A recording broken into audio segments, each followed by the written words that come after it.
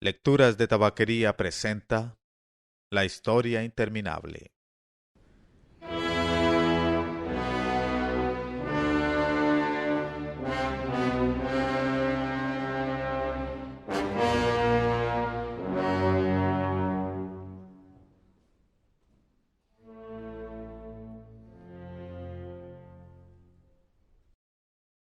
XXII. La batalla de la Torre de Marfil. Volvieron al campamento los exploradores enviados como avanzadillas e informaron de que la Torre de Marfil estaba ya muy cerca. En 2 días de marchas forzadas, como mucho en 3, podrían llegar a ella. Pero Bastián parecía indeciso.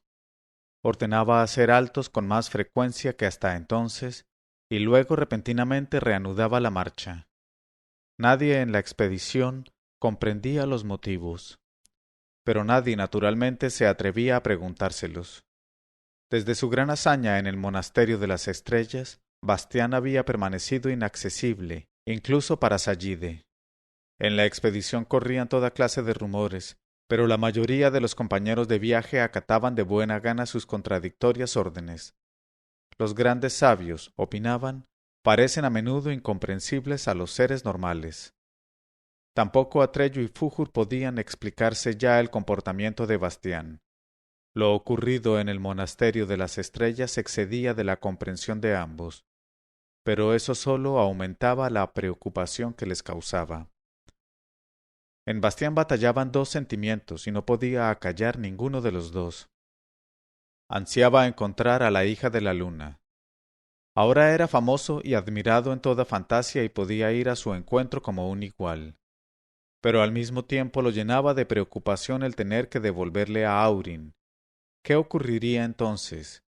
¿Intentaría ella enviarlo de nuevo a su mundo del que apenas sabía ya nada Bastián? No quería regresar, y quería conservar la alhaja. Luego pensaba que no era seguro que tuviese que devolvérsela. Quizá ella se la dejara tanto tiempo como él quisiera. Quizá se la había regalado ya, o le pertenecía a él para siempre. En esos instantes, Bastián apenas podía aguardar la hora de ver a la hija de la luna, y acicateaba a la expedición para poder estar antes con ella. Sin embargo, pronto lo acometían las dudas, y mandaba detenerse y acampar, a fin de pensar en lo que le aguardaba. De esa forma, con marchas rápidas y precipitadas y dilaciones de horas, habían llegado por fin al límite exterior del famoso laberinto, la amplia llanura que era sólo un jardín lleno de senderos y caminos entrecruzados. En el horizonte, contra el cielo brillante y dorado de la tarde, relucía mágicamente la Torre de Marfil. Todo el tropel de fantasios y también Bastián se quedaron en un silencio religioso, disfrutando de la indescriptible belleza de la vista. Hasta en el rostro de Sallide había una expresión de asombro que nunca había aparecido antes y que, desde luego, pronto desapareció otra vez. Atrello y Fújur, que estaban muy atrás, recordaron qué distinto les había parecido el laberinto cuando estuvieron allí la última vez, carcomido por la enfermedad mortal de la nada. Ahora parecía más florido, hermoso y resplandeciente que nunca. Bastián decidió no avanzar más ese día, de forma que se montó el campamento. Envió a algunos mensajeros para que saludaran de su parte a la hija de la luna y le anunciaran que tenía intención de llegar al día siguiente a la Torre de Marfil. Luego se echó en su tienda e intentó dormir, pero se agitaba de un lado a otro sobre sus cojines y sus preocupaciones no lo dejaban descansar. No sospechaba que, por razones muy distintas, aquella noche sería la peor de su estancia en Fantasia. Hacia la medianoche había caído finalmente en un sueño ligero e inquieto, cuando murmullos y susurros excitados a la entrada de su tienda lo sobresaltaron. Se levantó y salió. —¿Qué pasa? —preguntó con severidad. —Este mensajero —respondió Iyuan, el genie azul— pretende tener que comunicarte una noticia tan importante que no puede esperar hasta mañana.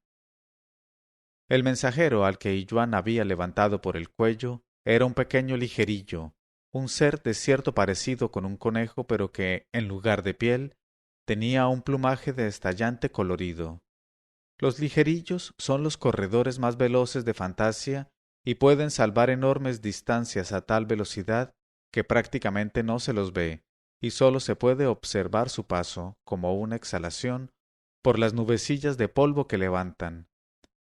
Precisamente por esa cualidad habían enviado a aquel ligerillo como mensajero. Había hecho todo el trayecto hasta la Torre de Marfil y regresado, y jadeaba sin aliento cuando el genie lo dejó ante Bastián. Perdón, señor, resopló el ligerillo inclinándose profundamente unas cuantas veces. Perdón por atreverme a turbar tu descanso, pero te sentirías muy poco satisfecho de mí si no lo hiciera. La emperatriz infantil no está en la Torre de Marfil desde hace muchísimo tiempo y nadie sabe dónde se encuentra. Bastián se sintió de pronto vacío y frío interiormente. Tienes que estar equivocado. Eso no puede ser. Los otros mensajeros te lo confirmarán cuando lleguen, señor. Bastián calló un rato y luego dijo sin expresión: Gracias, está bien. Se volvió y entró en su tienda. Se sentó en la cama y apoyó la cabeza en las dos manos. Era completamente imposible que la hija de la luna no hubiera sabido cuánto tiempo hacía que se dirigía a su encuentro. ¿Era que no quería verlo? ¿O le habría ocurrido algo? No, era completamente impensable que a ella, la emperatriz infantil, le pudiera ocurrir algo en su propio reino. Pero no estaba allí, y eso significaba que no tendría que devolverle a Aurin. Por otro lado, sentía una amarga decepción por el hecho de no volverla a ver. Cualquiera que fuese la razón para su conducta, la encontraba incomprensible, no, insultante. Entonces recordó la observación a menudo reiterada de Atreyu y Fújur en el sentido de que cada uno sólo encuentra una vez a la emperatriz infantil. El pesar hizo que, repentinamente, sintiera nostalgia de Atreyu y de Fújur. Quería desahogarse con alguien, hablar con un amigo.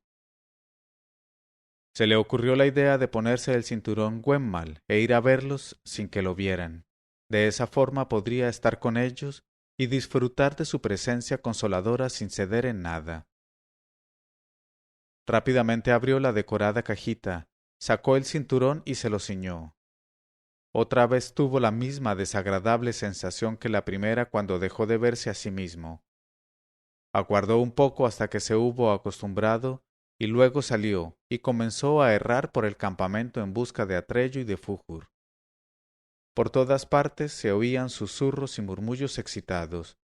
Figuras oscuras se deslizaban entre las tiendas y aquí y allá se sentaban juntos varios fantasios, deliberando entre sí en voz baja.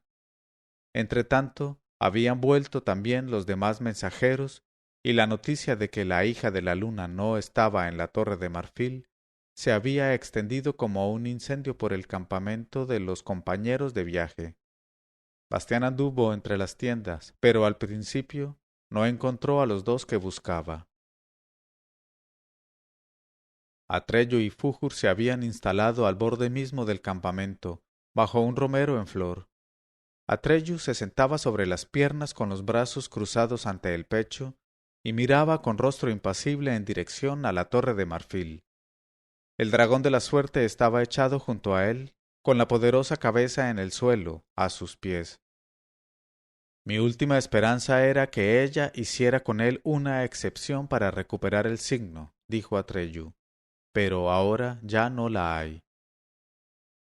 Ella sabe lo que hace, respondió Fújur.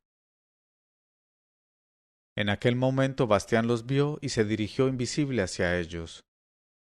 ¿Lo sabe realmente? Murmuró Atreyu. Bastián no debe seguir teniendo a Aurin. ¿Qué vas a hacer? Preguntó Fújur. No te lo entregará voluntariamente. Se lo tendré que quitar, respondió Atreyu. Al oír esas palabras, Bastián sintió que el suelo vacilaba bajo sus pies. ¿Cómo lo vas a hacer? Oyó decir a Fújur. Es verdad, Si lo tuvieras tú, no podría obligarte ya a devolvérselo. Eso no lo sé, dijo Atreyu. Seguiría teniendo su fuerza y su espada mágica. Pero el signo te protegería, objetó Fújur, incluso de él. No, dijo Atreyu, eso no creo. De él no. No. Y lo cierto es, continuó Fújur soltando una risa suave y rabiosa, que él mismo te lo ofreció en vuestra primera noche en Amargans, y tú lo rechazaste. Atreyu asintió. Entonces no sabía aún lo que sería de Bastián. ¿Qué otro remedio te queda? Preguntó Fújur. ¿Qué vas a hacer para quitarle el signo?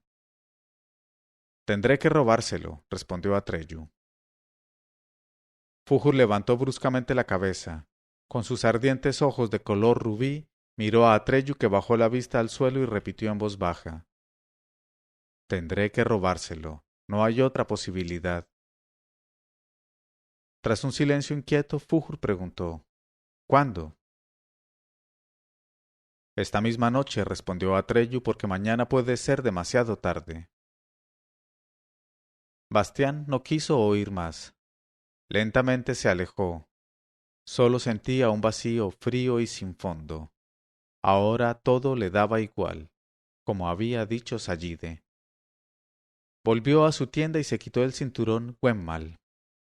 Luego envió a Iyuan a llamar a los 3 caballeros, Isbald, Icrion y Idorn. Mientras esperaba andando arriba y abajo, recordó que Sayide lo había vaticinado todo. Él no había querido creerla, pero ahora tendría que hacerlo. Sayide se había portado sinceramente con él.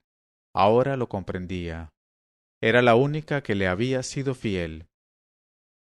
Sin embargo, no era seguro que Atreyu pusiera realmente en práctica su plan. Quizá había sido solo una idea de la que se avergonzaba ya. En tal caso, Bastián no diría ni una palabra, aunque a partir de ahora su amistad no le importaría. Había terminado para siempre. Cuando llegaron los 3 caballeros, les dijo que tenía razones para suponer que aquella misma noche un ladrón entraría en su tienda. Por ello les pedía que montaran guardia en el interior y capturasen al ladrón, quienquiera que fuese. Isbald, Idorn y Icrion estuvieron de acuerdo y se pusieron cómodos. Bastián se fue. Se dirigió a la litera de coral de Sayide. Ella estaba profundamente dormida y sólo los 5 gigantes con sus negras corazas de insecto permanecían erguidos e inmóviles a su alrededor. En la oscuridad parecían 5 bloques de piedra. Deseo que me obedezcáis, dijo Bastián en voz baja. Inmediatamente los 5 volvieron hacia él sus negras caras de hierro.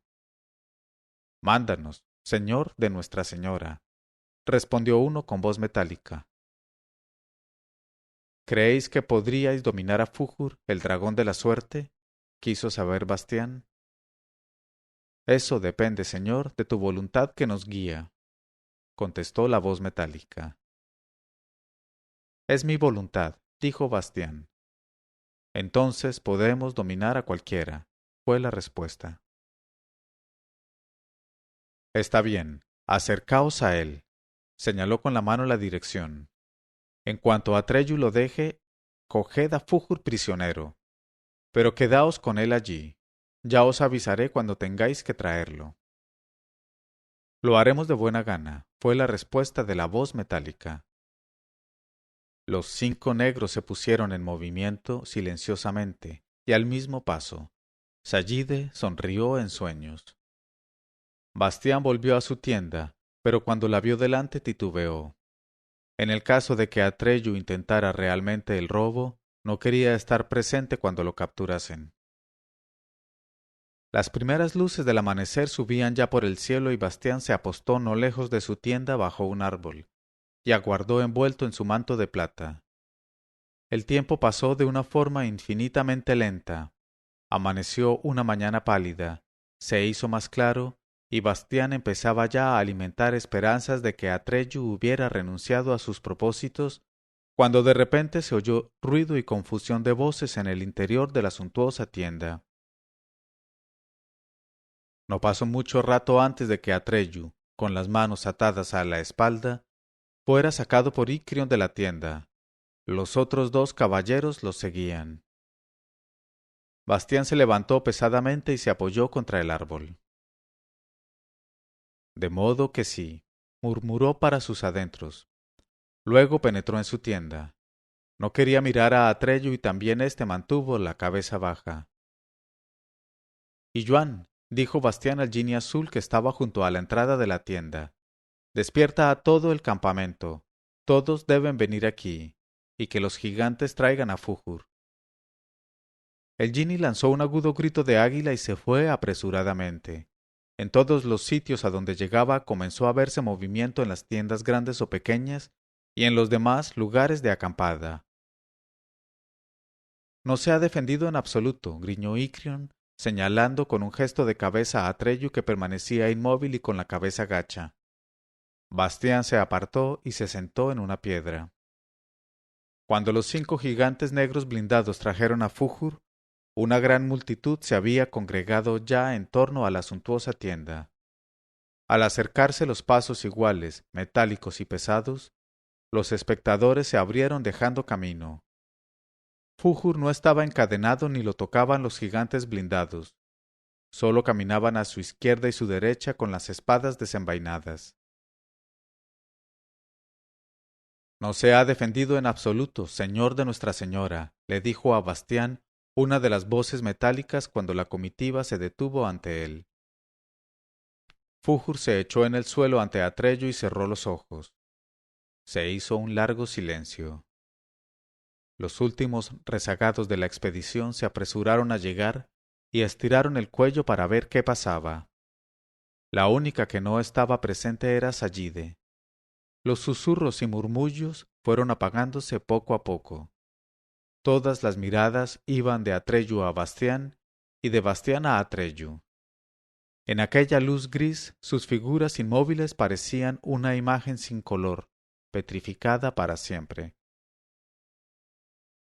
Finalmente Bastián se levantó. Atreyu, dijo, querías robarme el signo de la emperatriz infantil para hacerlo tuyo. Y tú, Fújur, lo sabías y lo planeaste con él. Con ello no sólo habéis manchado la amistad que había entre nosotros, sino que os habéis hecho reos también del peor de los crímenes contra la voluntad de la hija de la luna que me dio la alhaja. ¿Os confesáis culpables? Atreyu miró largamente a Bastián y asintió. A Bastián le falló la voz y tuvo que comenzar 2 veces antes de poder seguir hablando. Pienso, Atreyu, en que fuiste tú quien me llevó hasta la emperatriz infantil, y pienso en el canto de Fújur en Amargans. Por eso os perdono la vida de un ladrón y del cómplice de un ladrón. Haced con ella lo que queráis, pero alejaos de mí tanto como podáis, y no os atreváis jamás a poneros ante mi vista. Os destierro para siempre, no os he conocido nunca. Le hizo a Icrión una señal con la cabeza para que soltara a Atreyu, y luego se apartó y volvió a sentarse. Atreyu se quedó largo tiempo de pie sin moverse. Luego echó una mirada a Bastián. Pareció como si quisiera decir algo, pero luego lo pensó mejor. Se inclinó hacia Fújur y le susurró alguna cosa. El dragón de la suerte abrió los ojos y se enderezó. Atreyu saltó sobre sus espaldas y Fújur se elevó en el aire.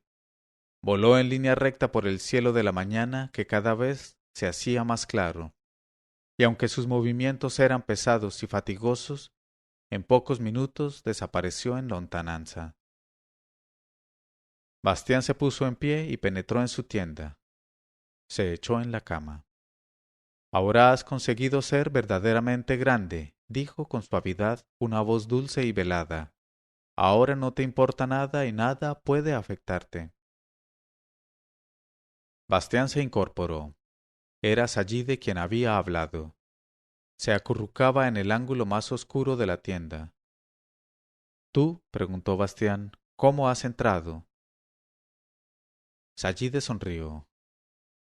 No hay centinelas, señor y maestro, capaces de detenerme. Solo podrían hacerlo tus órdenes.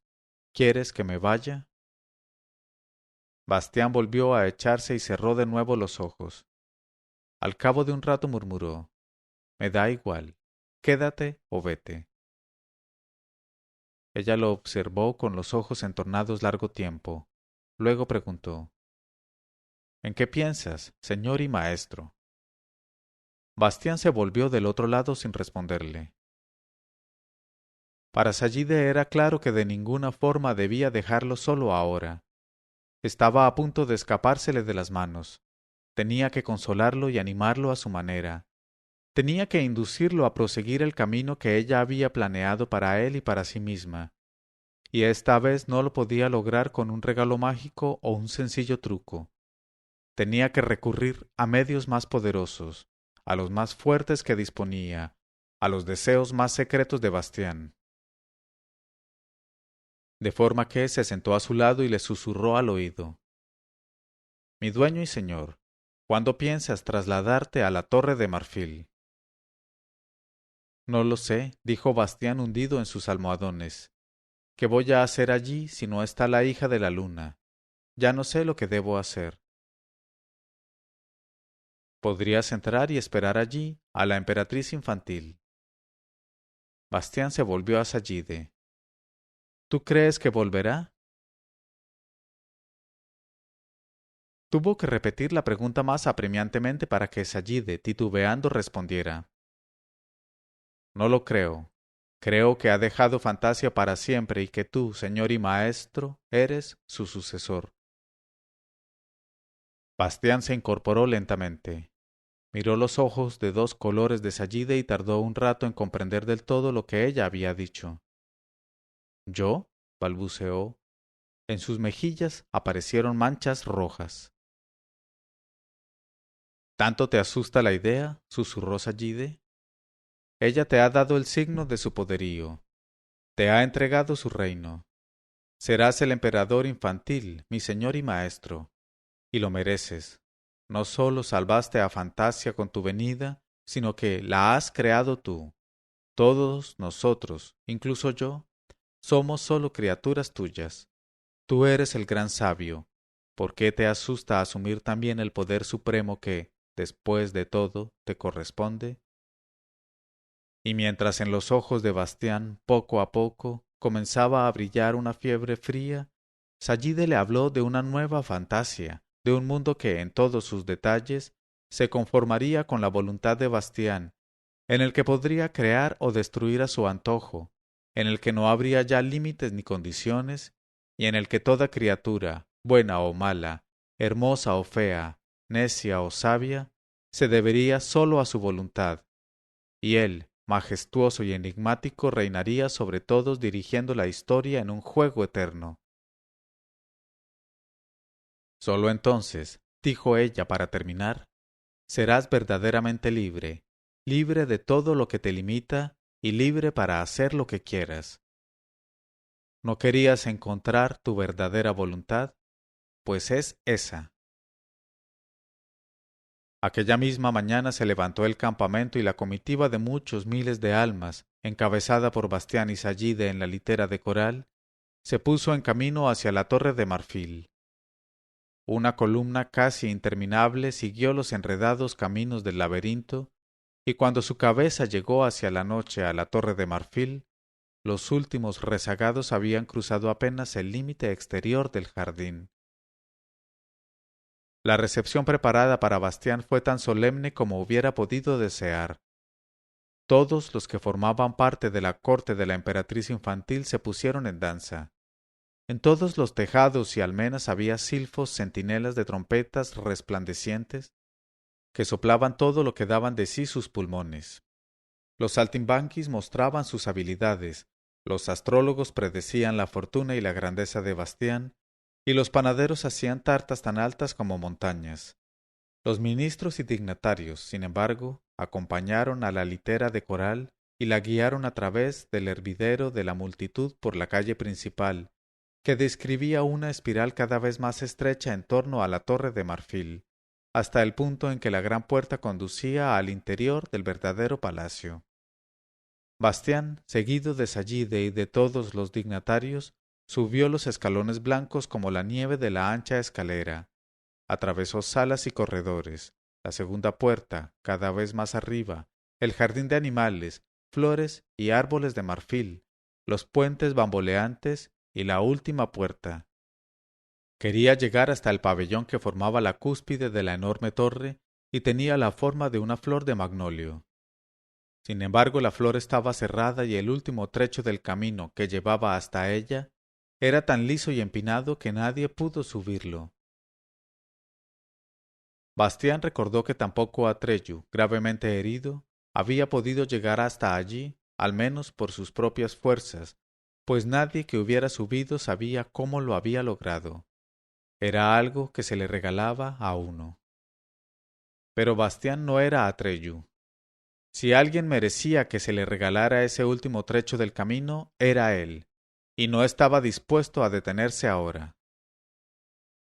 «Llamad operarios», ordenó, «que me construyan escalones en esa superficie lisa, o me hagan una escalera, o inventen otra cosa.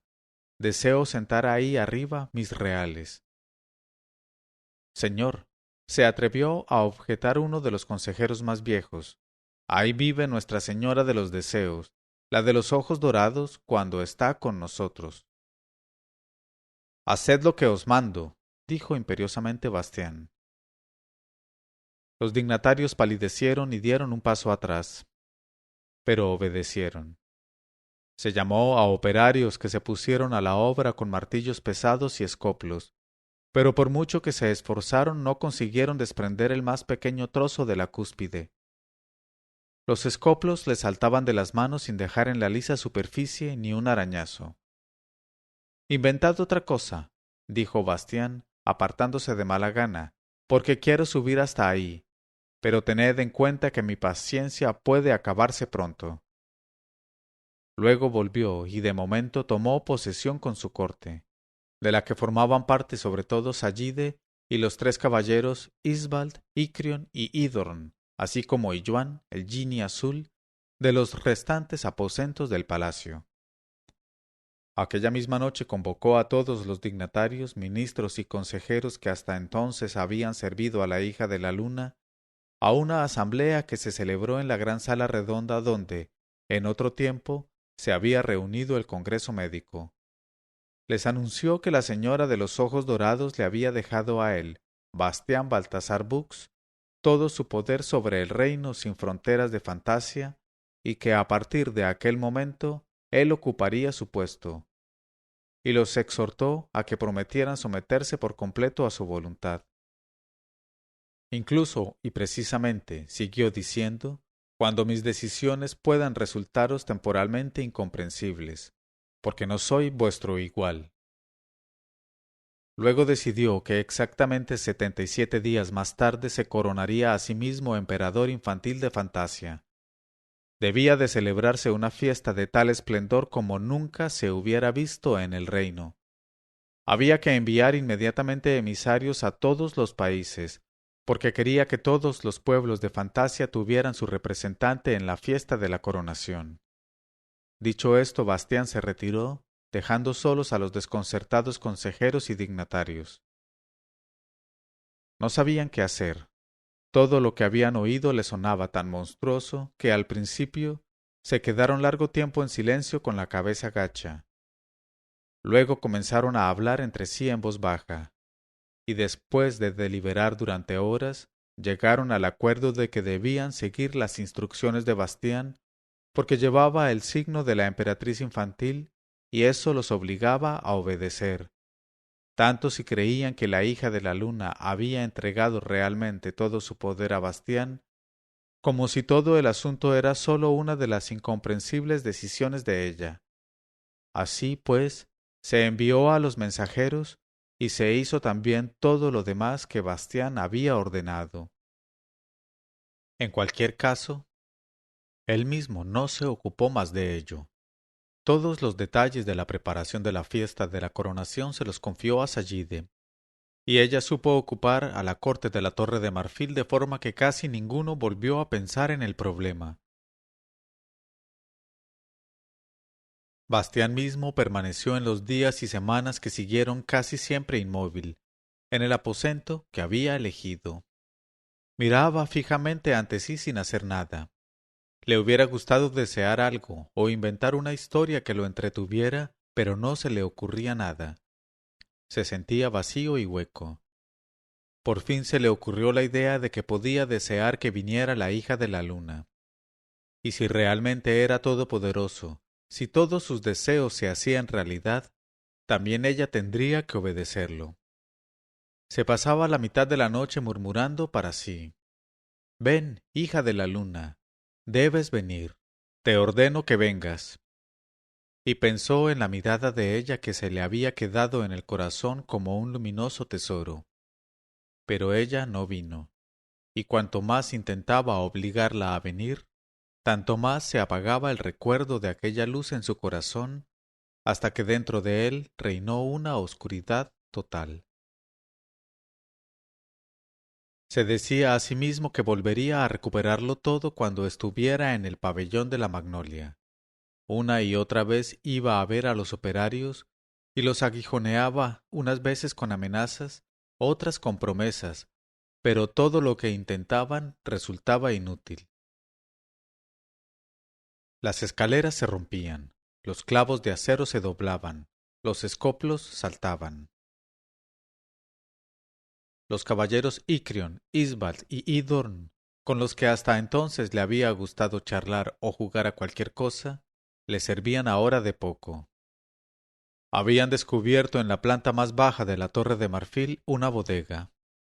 Allí se pasaban los días y las noches bebiendo, jugando a los dados, vociferando estúpidas canciones o peleándose, y no era raro que llegaran a sacar incluso las espadas. A veces recorrían también tambaleándose la calle principal, molestando a las hadas, las elfas, las mujeres salvajes y otros seres femeninos de la torre. ¿Qué quieres, señor?, decían cuando Bastián les pedía explicaciones. Tienes que darnos algo que hacer. Pero a Bastián no se le ocurría nada, y les daba largas hasta después de su coronación, aunque tampoco él sabía qué iba a cambiar con ella. Poco a poco el tiempo se hacía cada vez más nublado. Aquellas puestas de sol que parecían de oro líquido eran cada vez más raras. El cielo estaba casi siempre gris y cubierto, y el aire se hacía pesado. No soplaba ningún viento. Así llegó lentamente el día fijado para la coronación. Los emisarios volvieron. Muchos de ellos trajeron delegados de los más diversos países de Fantasia. Otros, sin embargo, regresaron con las manos vacías e informaron de que los habitantes a los que habían sido enviados se habían negado rotundamente a participar en la ceremonia. En muchos lugares se habían rebelado, secreta o incluso abiertamente. Bastián miraba ante sí inmóvil. «Con todo eso acabarás», dijo Sallide, «cuando seas emperador de Fantasia». «Quiero que ellos quieran lo que yo quiero», dijo Bastián. Pero Sallide se había alejado ya precipitadamente para tomar nuevas disposiciones. Y llegó el día de la coronación que no tendría lugar. Ese día pasaría a la historia de Fantasia como el de la sangrienta batalla de la Torre de Marfil. Ya de mañana el cielo estaba cubierto por unas nubes espesas de color gris plomizo que no dejaban que se hiciera realmente el día. Una media luz inquietante lo bañaba todo. El aire estaba totalmente inmóvil y era tan pesado y opresivo que apenas se podía respirar. Sallide, juntamente con los 14 maestros de ceremonias de la Torre de Marfil, había preparado un programa de festejos sumamente variado, que debía superar en lujo y fastuosidad a todo lo que se había visto en Fantasia.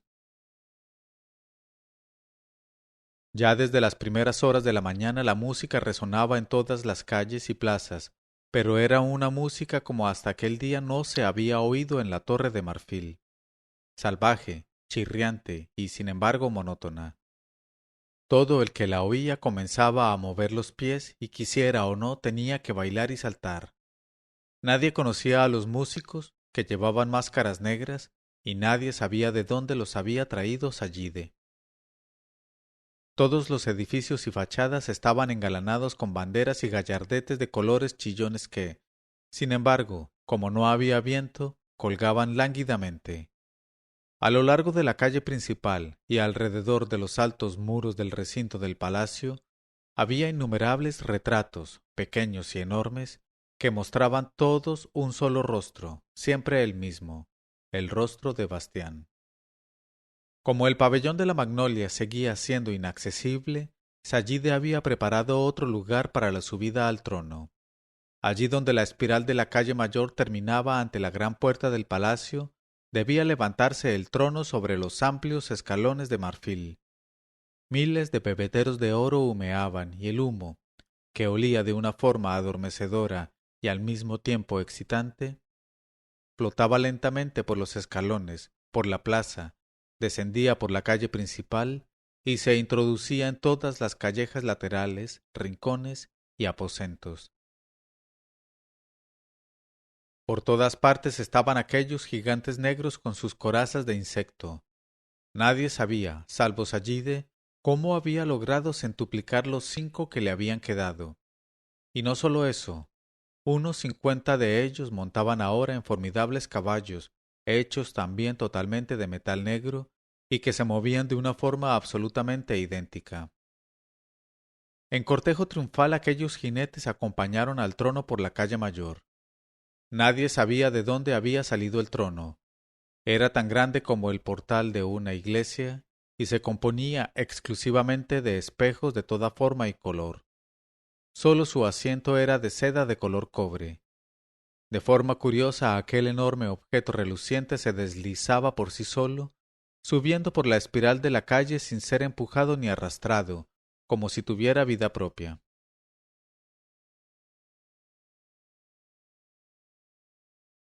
Cuando el trono se detuvo ante la gran puerta de marfil, Bastián salió del recinto del palacio y se sentó en él.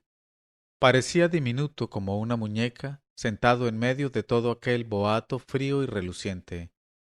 La multitud de espectadores, contenida por una doble fila de gigantes negros blindados, prorrumpió en gritos de júbilo, pero de modo inexplicable, los gritos sonaron escasos y estridentes. Luego comenzó la parte más pesada y fatigosa de la ceremonia. Todos los emisarios y delegados del reino fantástico tuvieron que formar una fila, y aquella fila no sólo bajaba desde el trono de los espejos por toda la calle en espiral de la torre de marfil, sino que llegaba lejos, muy lejos por el laberinto, y cada vez se le unían más fantasios.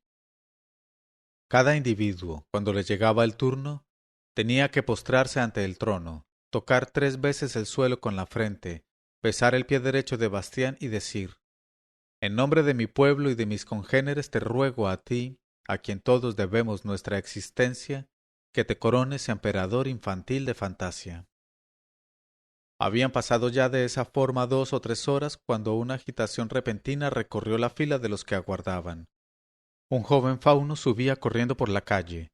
Se veía que lo hacía con sus últimas fuerzas porque se tambaleaba y se caía de vez en cuando.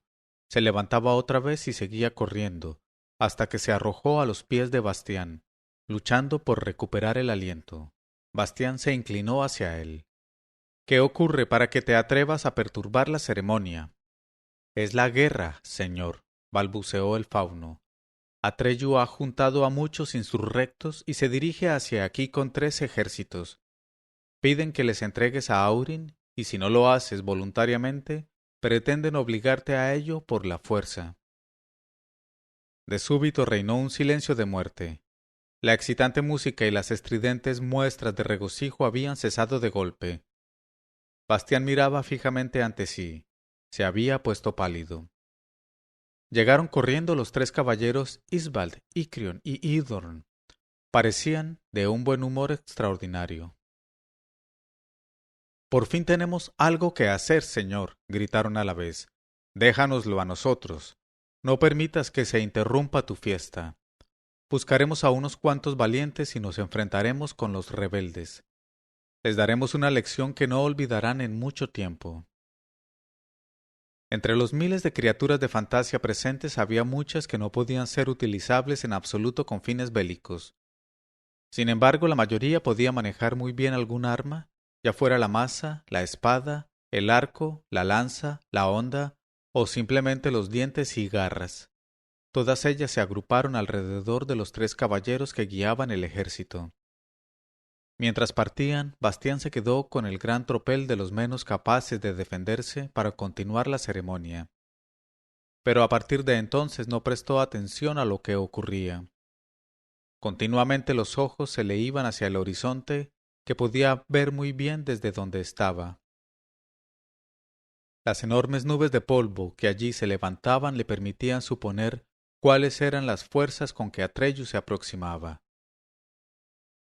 No te preocupes, dijo Sallide, que se había situado junto a él.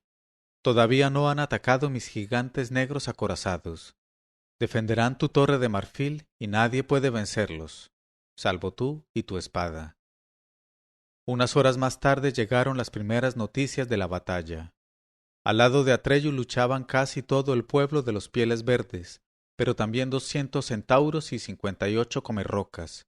5 dragones de la suerte mandados por Fújur batallaban sin cesar desde el aire, lo mismo que un tropel de águilas blancas gigantes llegadas de las montañas del destino, y muchas otras criaturas. Hasta se habían visto unicornios. Sin duda eran numéricamente muy inferiores al ejército que mandaban los caballeros Icrion, Isbald y Idorn, pero luchaban con tal decisión que el ejército que defendía a Bastián se replegaba cada vez más hacia la Torre de Marfil. Bastián quiso tomar el mando de su ejército, pero Sallide lo disuadió. Piensa, señor y maestro, dijo, que para tu nuevo rango de emperador de Fantasia no resulta apropiado luchar. Confía en tus leales. La batalla duró todo el día. Cada pie de terreno del laberinto fue encarnizadamente defendido por el ejército de Bastián y se convirtió en un campo de batalla ensangrentado y pisoteado. Cuando empezaba ya a oscurecer, los primeros insurrectos habían llegado al pie de la Torre de Marfil. Y entonces envió Sallide a sus gigantes negros acorazados, a caballo o sin él, que comenzaron a hacer terribles estragos entre los leales a Atreyu. Es imposible hacer un relato exacto de esa batalla de la Torre de Marfil, y por ello hay que renunciar aquí. Hasta hoy existen en Fantasia innumerables canciones y relatos que hablan de ese día y esa noche, porque cada uno de los que participaron en ella la vivió de un modo distinto. Son historias que quizá deban ser contadas en otra ocasión. Hay quien dice que también al lado de Atreyu había uno y hasta muchos magos blancos capaces de hacer frente a las artes mágicas de Sallide. Con seguridad no se sabe. Quizás sea esa la explicación de que Atreyu y su gente pudieran, a pesar de los gigantes negros acorazados, asaltar la Torre de Marfil. Sin embargo, probablemente hay otra razón. Atreyu no luchaba por él sino por su amigo, a quien quería vencer para salvarlo. La noche había caído hacía tiempo, una noche sin estrellas llena de humo y de llamas. Las antorchas caídas al suelo, los pebeteros volcados o las lámparas destrozadas habían incendiado la torre en muchos lugares. Bastián, a la luz trémula de los incendios, corría entre los luchadores que proyectaban sombras espectrales. Lo rodeaban el ruido de las armas y los gritos de los combatientes. «Atreyu», gritó con voz ronca, «Atreyu, ven, lucha conmigo. ¿Dónde estás?» Pero la espada Sicanda permanecía en su funda y no se movía. Bastián recorrió todas las estancias del recinto del palacio y corrió luego sobre los altos muros, que eran allí tan anchos como calles, y cuando precisamente iba a pasar sobre la gran puerta exterior, bajo la cual, aunque en 1000 pedazos, estaba el trono de los espejos, vio a Atreyu que venía hacia él desde el otro lado. Atreyu tenía una espada en la mano. Se enfrentaron mirándose a los ojos. Sicanda no se movió. Atreyu le puso a Bastián la punta de la espada en el pecho. «Dame el signo», dijo, «por tu propio bien». «Traidor», gritó Bastián, «yo te he creado, yo he dado su existencia a todo lo que hay. Y también a ti, ¿te vuelves contra mí? Arrodíllate y pídeme perdón». «Estás loco», respondió Atreyu, «tú no has creado nada. Todo se lo debes a la emperatriz infantil. Dame a Aurin». «Quítamelo si puedes», dijo Bastián. Atreyu titubeó. «Bastián», dijo, «¿por qué me obligas a vencerte para salvarte?» Bastián cogió el puño de su espada y con su enorme fuerza consiguió sacar a Sicanda de su vaina sin que ella saltara por sí misma a su mano. Sin embargo, en el momento mismo en que eso ocurrió, se oyó un ruido tan espantoso que los luchadores que habían abajo en la calle ante la puerta se quedaron por un momento petrificados y los miraron. Bastián reconoció el ruido. Era el horroroso crujido que había oído cuando Graograman se convertía en piedra. Y la luz de Sicanda se extinguió. Por la mente de Bastián cruzó lo que el león le había anunciado para el caso de que desenvainara aquella arma por la fuerza, pero ahora no podía ni quería volverse atrás. Golpeó a Atreyu, que intentó cubrirse con su espada. Sin embargo, Sicanda cortó el arma de Atreyu alcanzándolo en el pecho. Se abrió una profunda herida de la que brotó la sangre. Atreyu se tambaleó retrocediendo y cayó desde lo alto de la gran puerta. Entonces una llamarada blanca surgió de la humareda a través de la noche, cogió al vuelo a Atreyu y se lo llevó. Era Fújur, el dragón blanco de la suerte. Bastián se enjugó el sudor de la frente con el manto, y al hacerlo se dio cuenta de que su manto se había vuelto negro, negro como la noche. Todavía con Sicanda en la mano, bajó de los muros del palacio a la amplia plaza. Con la victoria sobre Atreyu, la suerte de la batalla había cambiado instantáneamente. El ejército de los rebeldes, que hacía un momento parecía seguro de vencer, comenzó a huir. Bastián se sentía como en una pesadilla de la que no podía despertar. Su victoria le sabía amarga como la hiel y, sin embargo, sentía al mismo tiempo una salvaje sensación de triunfo. Envuelto en su manto negro y con la sangrienta espada en la mano, bajó lentamente por la calle principal de la Torre de Marfil, que llameaba ahora al calor del incendio como una gigantesca antorcha. Bastián, no obstante, siguió andando entre el rugir y gemir de las llamas que apenas notaba hasta que llegó al pie de la torre. Allí encontró a los restos de su ejército que lo esperaban en medio del devastado laberinto, ahora un campo de batalla interminable lleno de fantasios muertos. También Icrion, Isbald y Idorn estaban allí, estos dos últimos gravemente heridos. Y Yuan, el Genie azul, había caído. Sayide estaba junto a su cadáver. Tenía en la mano el cinturón Gwemmal. Esto, señor y maestro, dijo, lo salvó para ti. Bastián cogió el cinturón y lo apretó en su mano. Luego se lo metió en el bolsillo. Miró lentamente en círculo a sus compañeros de batalla y de viaje. Solo quedaban unos centenares. Parecían agotados y demacrados. La luz temblorosa del incendio los hacía parecer un tropel de espectros. Todos los rostros se habían vuelto hacia la torre de marfil que, como una pira, se iba derrumbando sobre sí misma. El pabellón de la magnolia de su cúspide comenzó a arder. Se abrieron del todo sus pétalos y pudo verse que estaba vacío. Luego se lo tragaron las llamas. Bastián señaló con su espada al montón de brasas y escombros y dijo con voz ronca: «Todo eso es obra de Atreyu, y por eso lo perseguiré hasta el fin del mundo». Saltó sobre uno de los gigantescos caballos de metal negro y gritó: «Seguidme». El caballo se encabritó, pero Bastián lo dominó con su voluntad y se lanzó a la noche a galope tendido.